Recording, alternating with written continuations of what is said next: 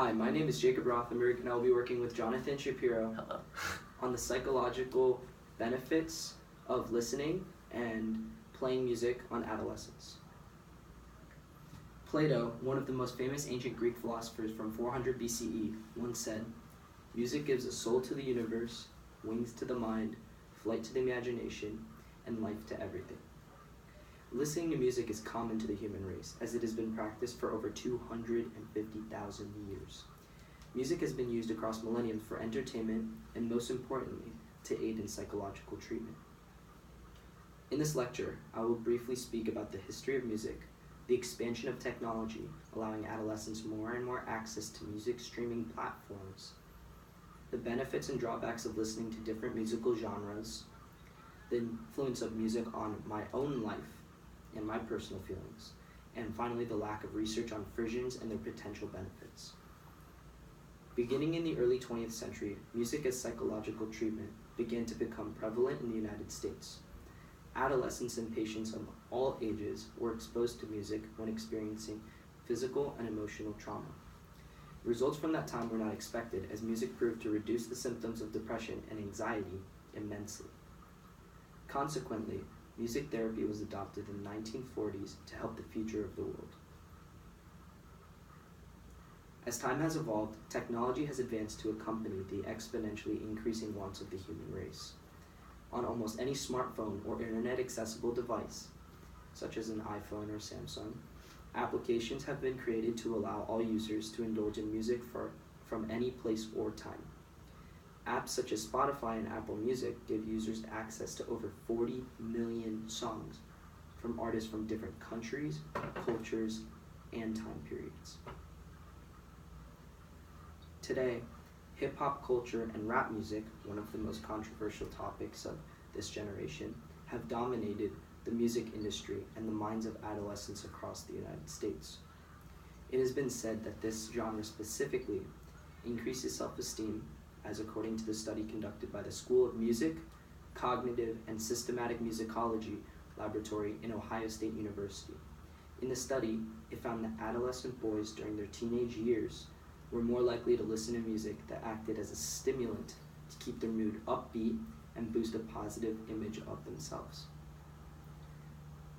Hip-hop and rap also creates a platform to emotionally and lyrically express yourself to basically any individual, and allows an adolescent to efficiently explore their own creativity in their own platform and media.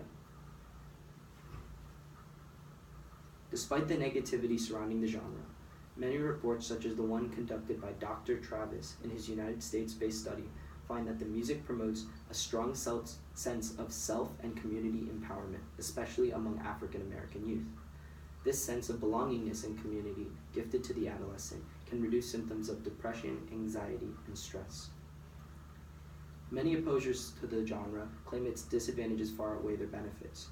Research from the University of Pittsburgh School of Medicine found that 77% of rap songs had references to explicit content, with that being abuse of alcohol, drug paraphernalia, sexual abuse, and repetition of profanity. The researchers also found that adolescents who listen to rap are exposed to 251 references of these sort every single day, as compared to pop music that will only expose adolescents to 5 references per day. Other genres of music, such as pop or country music, have significant research backing the positive influence of their listening on adolescent minds. In Valerie Salimpour's study, a neuroscientist at the University of McGill found that dopamine release was at peak emotional arousal during music listening. This massive wave of dopamine flooding the brain is consistently related to the feelings of having sexual intercourse or eating really good food. It also can be linked to positively influencing your mood and expanding your memory, such as when you are studying for achievement tests such as the SAT and ACT, or even an average classroom test. When I listen to my favorite artist, Travis Scott, a Houston, Texas-born rapper, I frequently experience intense frissions that are like no other feeling to me. The Merriam-Webster Dictionary defines frissions as a brief moment of emotional excitement, especially in the form of piloerections or goosebumps on the skin. I believe research to this somewhat unnatural phenomenon is underlooked and must be more heavily studied. I believe that the effects of music, and especially of frissions, are undeniably positive to adolescent psychological health and may have some unknown positive effects on people of all ages. Thank you very much. Okay. So I'm going to be talking about the influence of playing an instrument rather than listening to music. So in this lecture, I'll be discussing the psychological benefits playing an instrument has during adolescence. First, I will briefly discuss the effects that playing an instrument has had on me. Then I will explain a study done by Nina Kraus, PhD, and her colleagues at Northwestern University, and another study done at USC from the Brain and Creativity Institute, which both show the benefits of in-school music training on the adolescent brain. Then I will briefly discuss the auditory system and how it is influenced by music, along with some other positive effects of musical instruction. Music is an extremely important part of my life. I never go a day without listening or playing an instrument. In 3rd grade, I had my first piano lesson. I specifically remember trying to explain how to read music. I'm sorry. I couldn't do it. I would get so frustrated and give up. I even ended up quitting piano and playing guitar. One of the most important things music has taught me is definitely discipline. Playing an instrument is definitely one of the most difficult tasks. The only way to succeed is through practice and a growth mindset.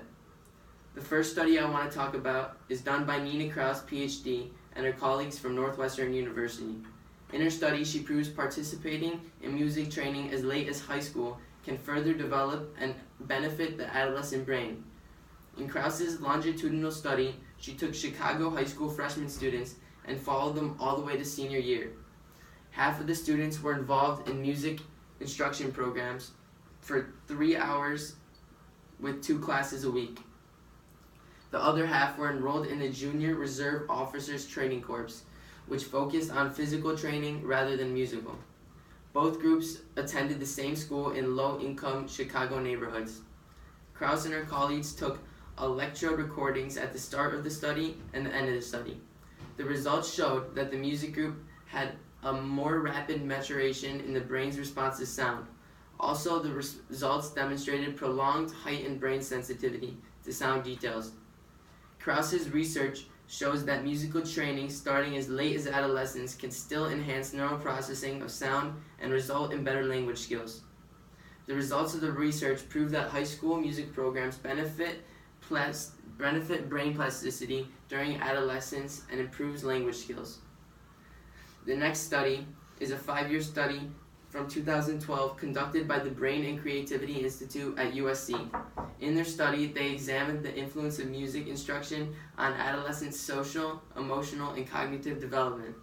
The initial study results show evidence of the benefits of music instruction during a time when many schools around the country have eliminated or reduced music and art programs. The study was also longitudinal.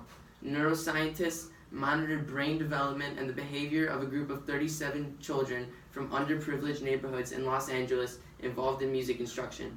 The study shows music instruction speeds up the maturation of auditory pathway in the brain and increases its efficiency.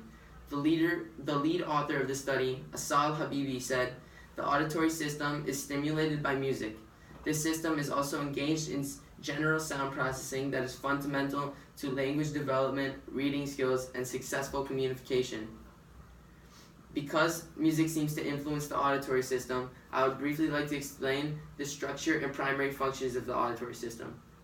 The system has 2 bodies: the peripheral auditory system, which consists of the outer ear, middle ear, and inner ear, and the central auditory system, which is from the cochlear nucleus to the primary auditory cortex. The primary function of the auditory system is the sense of hearing. During adolescence, the auditory system is very malleable, and music can shape and improve the auditory system, which in turn can lead to better lingual and communicational skills. For the future, music seems to have an extreme positive influence on inner-city minority youth. The studies conducted by Nina Kraus and the Brain Creativity Institute prove that music instruction in school leads to positive youth development, especially in inner-city minority youth. However, due to budget cuts, schools have been eliminating music programs. This is a vital mistake. Music courses have been proven to link academic success and school engagement. Eliminating music appreciation from school may be detrimental to developing youth. To me, the most surprising part of this project was discovering how music may be more beneficial to inner city minority youth. In future research, it would be interesting to study why music has a greater positive effect on inner city minority youth and how we can promote music in poverty-stricken environments. Thank you.